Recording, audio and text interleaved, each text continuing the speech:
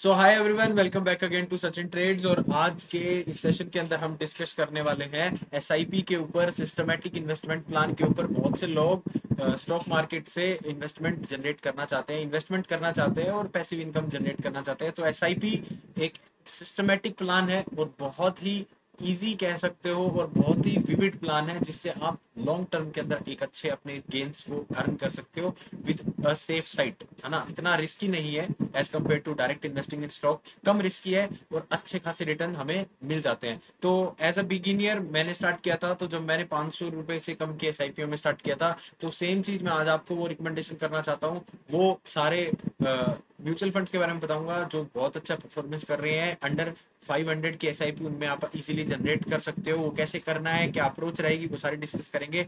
Start करने से पहले एक बात क्लियर कर देना चाहता हूँ, यहाँ पे कोई भी ये आपको कोई फोर्स नहीं किया जा रहा है या आपके लिए कोई रिकमेंडेशन नहीं है। I am not a SEBI registered mutual fund adviser. So please इसे एजुकेशनल पर्पस की तरह लेना, और अगर ट्रेड करते हो या फिर इन्वेस्टमेंट करते हो तो उससे पहले अपने इन्वेस्टमेंट एडवाइजर को जरूर कंसर्न कर लेना। ओके, तो स्टार्ट करते हैं आज के वीडियो के अंदर। तो जब हम बात करते हैं 500 से कम के एसआईपी के अंदर, सो बेसिकली हमें वो देखने पड़ेंगे जो ऐसे म्यूचुअल फंड्स को उठाना पड़ेगा जो हमें अंडर 500 की एसआईपी, मतलब आपको मंथली आपकी 500 की एसआईपी आपको करनी है, तो हमें कुछ ऐसे म्यूचुअल फंड उठाने पड़ेंगे जो 100 के ऊपर हमें अपनी एसआईपी स्टार्ट कर रहे होंगे। तो वो सारे म्यूचुअल फंड मैं आपको रिकमेंडेशन करूंगा। मेरी जो अप्रोच रहती है, जो मैं सिंपल अप्रोच रखता हूँ, वो रहती है जो बेसिकली 3 सेक्टर से उठाने की कोशिश करता हूँ। एक तो लार्ज कैप से, एक फंड आपका लार्ज कैप का होना चाहिए, एक होना चाहिए मिड कैप का, एंड एक होना चाहिए स्मॉल कैप का।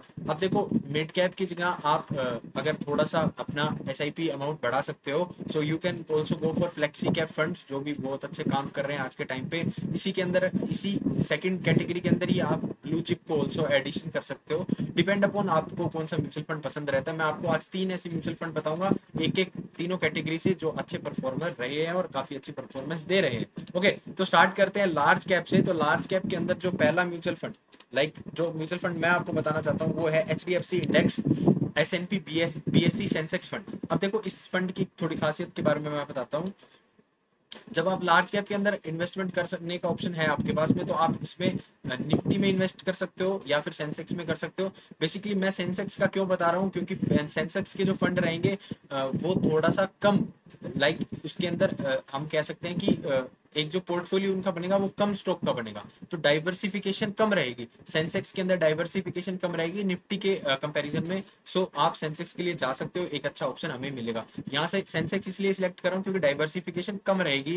बाकी लार्ज कैप फंड्स का जो रिटर्न रहता है वो अप्रोक्सीमेटली सेम ही रहता है दोनों तीनों। कोई भी आप स्टॉक कंपेयर, कोई भी म्यूचुअल फंड, कोई भी हाउस का उठा लो, आपको एकदम सेम रिटर्न्स देखने को मिल रहे होंगे, तो ज्यादा चेंज उसमें नहीं होगा। इसको उठाने का जो ऐसे एचडीएफसी के इंडेक्स बीएससी सेंसेक्स फंड को उठाने का जो मेन पर्पस रह रहा है, वो एक रह रहा है कि इसमें एक तो जो हमारे पास में एक्सपेंस रेशियो है वो सबसे कम रहता है। जो भी लार्ज कैप के जो फंड रहते हैं उनमें जो एक्सपेंस रेशियो है वो बहुत कम रहता है, अराउंड 0.2%, 0.20% ओनली, इतना रहता है। उसके अलावा दूसरा, इसमें मैंने सेंसेक्स वाला क्यों उठाया, रीजन क्लियर है, बिकॉज डाइवर्सिफिकेशन कम करना है। क्योंकि जो बाकी दो फंड आप देखोगे, जो स्मॉल कैप का होगा और जो लार्ज कैप का होगा, उनमें आपको काफी डाइवर्सिफिकेशन देखने को मिलेगी। सो ओवरलैपिंग ना हो, इसलिए सेंसेक्स का यहाँ पे फंड उठाया जा रहा है। ओके, सो इसके कुछ की क्रिटिक्स के बारे में बात कर लेते हैं। ये फंड के बारे में डिटेल्स है, ये पीडीएफ आपको डिस्क्रिप्शन में मिल जाएगी, आप वहां से इसे एक्सेस कर सकते हो। मैं कुछ मेन बेसिक्स बात कर लेता हूँ। रेटिंग्स आप देख सकते हो, 4 स्टार रेटिंग है इसकी। एयूएम अभी जो एसेट अंडर मैनेजमेंट है वो अराउंड 4200 प्लस करोड़ का है। तो बेसिकली जो लार्ज कैप के फंड रहता है, तो इसमें आपको वो सारे स्टॉक्स दिखेंगे जो सेंसेक्स के अंदर है और उन्हीं का रेप्लीकेशन रहता है। एक्सपेंस रेशियो 0.2% ओनली, बहुत कम एक्सपेंस रेशियो रहता है। उसके अलावा आप रिटर्न्स देख सकते हो, ये 3 ईयर के अंदर इसकी परफॉर्मेंस है, 26% प्लस रिटर्न इसने दिया है, और 5 ईयर में 13% प्लस रिटर्न इसने हमें देखने को मिल रहा है। तो एवरेज आपका 13% पे इजीली ग्रो हो सकता है लार्ज कैप के अंदर पैसा, और सेफ है और बहुत कम रिस्क के साथ में, ये कह सकते हो ये सबसे सिक्योर्ड फंड की तरह आपको मिल रहे होंगे। बहुत अच्छा ऑप्शन है। उसके बाद में एग्जिट लोड की बात कर लेते हैं। तो अगर पहले 3 दिन में एग्जिट करते हो, 3 दिन में ही एग्जिट कर दिया, तो एग्जिट लोड लगेगा 0.25%। उसके अलावा अगर आप कोई भी उसके अलावा कोई एग्जिट लोड नहीं है, तो कोई एक्स्ट्रा चार्जेस आपको रिडम्पशन के टाइम पे देने की कोई जरूरत नहीं है। ये भी इसमें एक अच्छा फीचर है जो मुझे डिस्कस करना जरूरी लगा। ओके, सो बेसिकली ये हमारा था सबसे पहले लार्ज कैप फंड की हमने बात कर ली कि कौन सा लार्ज कैप फंड हमारे लिए सबसे अच्छा रहेगा, that is HDFC index, S&P, BSc, Sensex fund. इसके अलावा एक चीज और बता देता हूँ, हमेशा डायरेक्ट प्लान्स में ही आप इन्वेस्टमेंट करना। अगर आप 500 से कम की एसआईपी कर रहे हो तो जो दूसरे प्लान है उनमें अपनी इन्वेस्टमेंट मत करना, डिविडेंड के चक्कर में मत फंसना। डिविडेंड के लिए अगर चाहिए, आपको डिविडेंड पोर्टफोलियो चाहिए तो आप प्लीज कमेंट करके बताओ, मैं डिविडेंड पोर्टफोलियो भी आपके लिए लेके जरूर आऊंगा। बट अभी के लिए अगर आप म्यूचुअल फंड्स में इन्वेस्ट कर रहे हो तो मैं ये रिकमेंडेशन करूंगा आपको कि आप डायरेक्ट प्लान्स में ही इन्वेस्टमेंट करें ताकि रिटर्न्स आपको अच्छे मिल पाए। ओके, आगे बात करते हैं। जो सेकंड फंड आ रहा है, द सेकंड फंड इज, ये मिड कैप कैटेगरी का है। मिड कैप कैटेगरी से Kotak emerging equity fund, Kotak emerging equity fund, इसका भी डायरेक्ट प्लान में ही आपको इन्वेस्टमेंट करना है और ये मिड कैप कैटेगरी के अंदर आ रहा है। बहुत अच्छा फंड है और 100 रुपीज से इसकी एसआईपी स्टार्ट हो रही है। पूरी जो अपनी जो इक्विटी एलोकेशन रहेगी वो भी आपसे डिस्कस करूंगा। कुछ इंपॉर्टेंट बातें इसके बारे में बता देता हूँ। तो इसके जो फंड मैनेजर है वो पंकज टिब्रेवाला, काफी अच्छे रिनाउंड फंड मैनेजर ये रहते हैं। और उसके बाद में 100 रुपए से इसकी एसआईपी स्टार्ट हो रही है, ये मैंने आपको बता दिया। और 5 ईयर के रिटर्न के अंदर ये फोर्थ है, मतलब इस कैटेगरी के अंदर फोर्थ है। मतलब मिड कैप कैटेगरी के अंदर आप बात करोगे तो 5 ईयर के अंदर रिटर्न्स की अगर हम बात करें तो फोर्थ है पूरी कैटेगरी के अंदर। जितने भी फंड है उसके अंदर फोर्थ है उस पूरी कैटेगरी के अंदर, और 7th रैंक होल्ड करता है 3 ईयर के रिटर्न्स के अंदर। तो बहुत अच्छा फंड है, बहुत अच्छे इसके रिटर्न्स, फिनोमिनल रिटर्न्स ये हमें देखने को इसके भी मिल जाते हैं। रेटिंग्स की बात करेंगे तो रेटिंग 4 स्टार है। एसेट अंडर मैनेजमेंट देखोगे तो 24,000 करोड़ प्लस, मतलब अराउंड 24,000 करोड़ के पास में इसका एयूएम बैठता है। तो आप डाइवर्सिफिकेशन देख सकते हो, काफी ज्यादा डाइवर्स फंड ये रहेगा आपको देखने को, इसलिए वहां पे हमने सेंसेक्स को उठाया है। इसके अलावा अगर आप थोड़ा सा चेंजेस करना चाहो तो आप अगर ऐसा फंड उठा रहे हो जो बहुत ज्यादा डाइवर्सिफाइड है तो आप उसके अंदर हमेशा सेंसेक्स की लार्ज कैप के अंदर इन्वेस्ट कर रहे हो तो सेंसेक्स के लिए जाओ। अगर आपके बाकी funds mid cap small cap के अंदर डाइवर्सिफिकेशन कम है तो आप निफ्टी के जो हमारा लार्ज कैप फंड रहेगा या निफ्टी का इंडेक्स फंड रहेगा उसे उठा सकते हो। वो आपके लिए एक अच्छा ऑप्शन उस टाइम बनता हुआ नजर आएगा। ठीक है, एक्सपेंस रेशो की बात कर लेते हैं। इसमें 0.50 का है, तो ये भी एक ज्यादा नहीं है इस कैटेगरी के हिसाब से, काफी ठीक है, इतना ही है लगभग इस कैटेगरी में। कुछ फंड का 0.86% के आसपास भी है, कुछ का 1% प्लस भी है। सो 2% से कम होना चाहिए, आई थिंक इतना बेटर है। बट ये 0.50 है, it's a good expense ratio for this category. उसके बाद में 5 ईयर में आप देखोगे रिटर्न इसके तो 14% प्लस रिटर्न आपको देखने को मिल रहे हैं, और 3 ईयर के अंदर फिनोमिनल 37% प्लस आपको रिटर्न मिल रहे हैं, और जहाँ की हमें लार्ज कैप के अंदर 26 के आसपास रिटर्न मिल रहे थे। ओके, एग्जिट लोड की बात करोगे तो पहले ईयर के अंदर आप एग्जिट कर दोगे। जो इंसेप्शन की डेट है आपकी एसआईपी की इंसेप्शन की डेट है उससे एक साल पहले, मतलब जैसे आपकी 31 अप्रैल 2023 को अगर एसआईपी स्टार्ट हो रही है तो 31 अप्रैल 2024 से पहले अगर आप इसे रिडीम करते हो, इंसेप्शन को रिडीम करते हो तो आपको 1% एक्स्ट्रा चार्ज होगा। उसके अलावा आपको कोई चार्ज नहीं होगा अगर आप एक साल के बाद में इसको एग्जिट लोड को निकाल रहे हो या फंड को रिडीम करते हो। तो बेसिकली मैं आपको ये रिकमेंडेशन करूंगा कि एटलीस्ट 3 इयर्स के लिए तो आप होल्ड करें।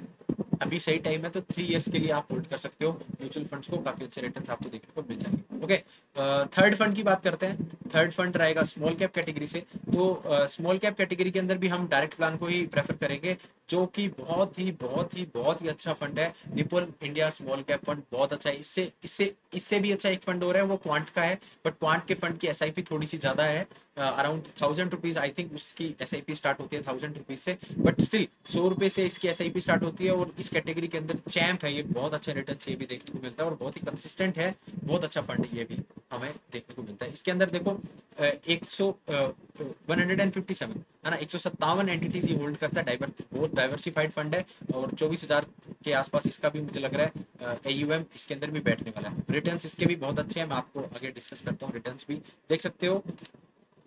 रेटिंग्स की बात करें तो रेटिंग्स तो इसकी भी 4 स्टार है, और इसका भी 24,000 प्लस का एयूएम बैठता है, और 0.86 का इसका भी रिडेम्पशन लोड है।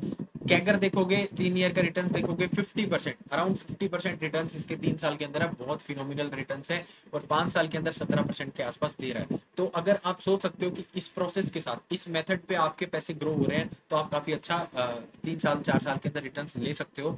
एग्जिट लोड इसका 1 महीने के अंदर आप रिडीम करते हो तो 1% लगेगा, उसके बाद में कोई एग्जिट लोड इसके अंदर भी नहीं है। तो काफी अच्छा फंड ये भी हमारे लिए निकल के आता है। सो बेसिकली हमने कवर कर लिया बेसिक पूरी अप्रोच। 3 फंड मैंने आपको डिस्कस किए। सबसे पहला रहा लार्ज कैप फंड, जो कि हमारा लार्ज कैप कैटेगरी का चैंप है, that is HDFC index, S&P, BSc, Sensex fund. इसके अलावा अगर आपको कम डाइवर्सिफाइड चाहिए तो इसको प्रेफर करो।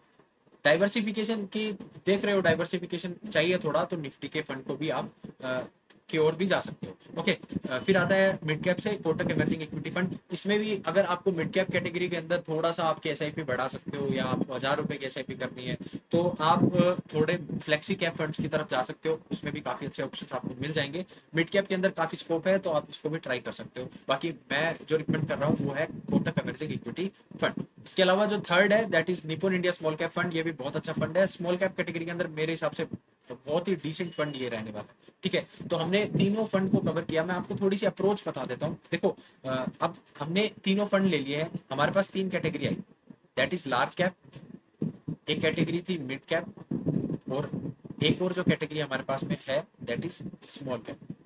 तो इसके अंदर आप एलोकेशन किस तरह करोगे, मैं आपको थोड़ा उसके बारे में बता देता हूँ। कि आपका सबसे ज्यादा मेजर जो चंक आपका जाना चाहिए वो लार्ज कैप की तरफ जाना चाहिए।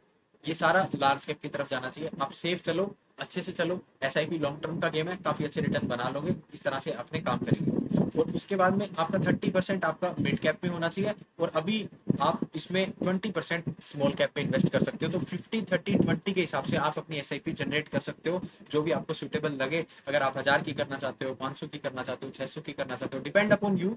बट 50-30-20 के रेशो में आप अपनी एसआईपी स्टार्ट करो, तो आपको काफी बेनिफिट इस चीज के अंदर हो जाएगा। ओके, आई होप ये वीडियो आपको हेल्पफुल लगी होगी। मैंने आपको 3 फंड के बारे में बताया, एसआईपी के अप्रोच को समझाया, किस तरह से आप इन्वेस्टमेंट प्लान कर सकते हो। और बिफोर इन्वेस्टिंग आपको फिर से बोलूंगा, अपने इन्वेस्टमेंट एडवाइजर को जरूर रेफर करें। और रिस्क है, पर स्टिल लॉन्ग टर्म के अंदर आप काफी अच्छा परफॉर्म करते हैं। ये म्यूचुअल फंड काफी अच्छे परफॉर्म कर जाते हैं। सो आप इसको कंसिडर कर सकते हो लॉन्ग टर्म के अंदर। SIP investment is a good option. Okay, so thanks for watching this video guys. अगर वीडियो अच्छी लगी हो तो प्लीज लाइक, शेयर और सब्सक्राइब कर देना। और अगर आपको डिविडेंड पोर्टफोलियो चाहिए, आप चाहते हो मैं एक ऐसा पोर्टफोलियो शेयर करूं जो बहुत ही अच्छे रिसेशन प्रूफ, इन्फ्लेमेशन को बीट करने वाले ऐसे स्टॉक का पोर्टफोलियो मिल जाए जो आपको काफी अच्छा डिसेंट डिविडेंड जनरेट करके दे सके, तो कमेंट्स में मुझे जरूर बताना। मैं आपके लिए एक जरूर वीडियो बनाऊंगा डिविडेंड पोर्टफोलियो के ऊपर, जो कि आपके लिए काफी हेल्पफुल रहने वाली रहेगी। Okay, thanks again guys watching for this video, and मिलते हैं नेक्स्ट वीडियो।